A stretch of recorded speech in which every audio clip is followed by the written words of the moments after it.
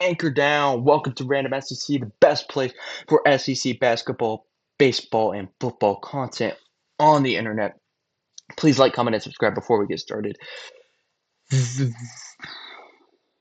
March Madness is officially here. Brackets are being filled out across the country, and today we're breaking down one of the most interesting teams in the 2026 NCAA Tournament, the Vanderbilt Commodores. And here's the thing, Vanderbilt might actually be one of the most underrated teams in the entire bracket. I really like their path. They finished the season with 26 wins, cracked the top 20 in the AP poll, and ended up as a number 5 seed in the NCAA Tournament. They're the SEC tournament runner-ups, and they just came off a huge win against Florida. The committee gave them a tricky path, but in this video, we'll break down Vanderbilt's season and statistics, key players and X factors, their first-round matchup against McNeese State, every potential matchup that through the bracket, and whether Vanderbilt can make a serious run, and I think they just might. Trust me, if there's a 5 seed that could wreck everyone's bracket, it might be Mark Byington's team. Hello, everybody, and welcome to Random SEC. If you aren't subscribed, please consider doing so. You can unsubscribe whenever you want if you don't like my content, but please consider doing so and like and comment as well. It would really help me out a lot, and we're doing great on all social medias. But YouTube, we really need your help. Back to the video. Before we get into the actual breakdown of the McNeese matchup and what's going to happen in March, we got to take a look at Vanderbilt as a whole. The Commodores finished the season 26-8 overall, 11-7 in the SEC, ranked around 9-16 nationally entering March Madness, and statistically, they're one of the best offensive teams in the country. 86.4 points per game, top 15 nationally, 17.2 points allowed per game. Vanderbilt plays fast and scores a ton of points. They're not a lockdown defensive team, but they can absolutely overwhelm opponents offensively and have a little bit of three-point shooting that can just absolutely destroy you. The man behind Vanderbilt's rise is Mark Byington. Now, in his second season with the Commodores, he's done an incredible job. Just a year ago, Vanderbilt was middle of the SEC, barely an NCAA tournament team, and just the year before that, they were nowhere near sniffing the NCAA tournament. What Mark Byington has done as Vanderbilt is absolutely great, and he's just getting started. Now he's trying to make a run. They're one of the best teams in the conference and a dangerous March Madness team. Byington's system emphasizes pace, perimeter shooting, aggressive offense, which is exactly the type of basketball that could explode in March. Let's look at Vanderbilt's key players, players that will have to step up in March if they're going to win it, if they're going to make a deep run. Duke Miles, the star guard. Now, he got hurt a lot in the season, and it definitely proved to hurt Vanderbilt, but he is back and in full force. He's been playing extremely well, 17.5 points per game, the primary ball handler for the Doors. Elite shot creator. Every March Madness team needs a guard who can take over games.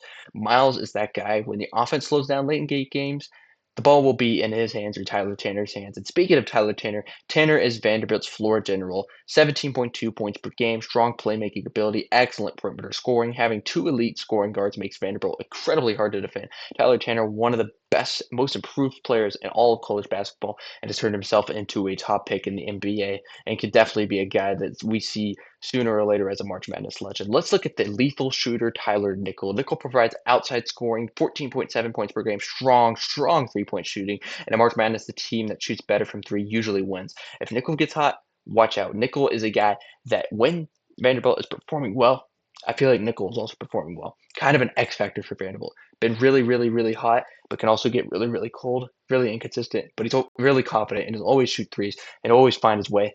I think Tyler Nickel is huge for Vanderbilt in this big dance. Devin McLaughlin, the interior presence. McLaughlin gives Vanderbilt toughness inside. 10.4 points per game, strong rebounding, physical defender. He'll be key against bigger teams later in the tournament, but even against smaller teams, just bullying teams. Jalen Washington, the big man, but he could also shoot it. Washington anchors his front court stat line, nearly 10 points per game, strong rim protection, physical inside presence. He'll be critical when Vanderbilt faces a team with bigs. Let's look at the team strengths before getting into this first matchup against McNeese. There are several reasons analysts believe Vanderbilt can make a run. Elite offensive, Vanderbilt scores 86 points per game, one of the best marks in the country. They can win games simply by outscoring opponents. Guard play is huge for Vanderbilt as well, and three-point shooting. Miles and Tanner from one of the best backcourts in the SEC. Great guard play wins tournament games. As far as momentum goes, Vanderbilt's been hot. And yeah, they lost that last game to Arkansas in the SEC championship, but that was back and forth. Either team could have pulled that one out. The main thing I'm looking at is that huge win against Florida. Absolutely monster for Vanderbilt's confidence. If you can beat Florida, you can beat anybody. And that's why I really believe in this Vanderbilt team. They're playing their best basketball right now.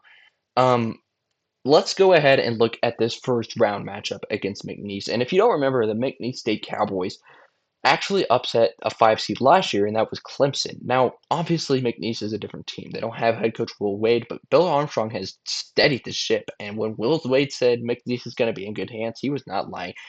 McNeese State has found themselves back in the tournament with Amir Oregon and company, but they have a lot of great shooters, a lot of guys that can do things, and I've seen a lot of people pick McNeese as an upset against Vanderbilt. So it's not something you can roll the ball in and say, we got this, we're the higher seed, we were born to win this game. No, you're going to have to bring your best game against McNeese. It's no easy challenge, but you're going to be playing in Oklahoma City. I expect a lot of Doors fans to make the trip.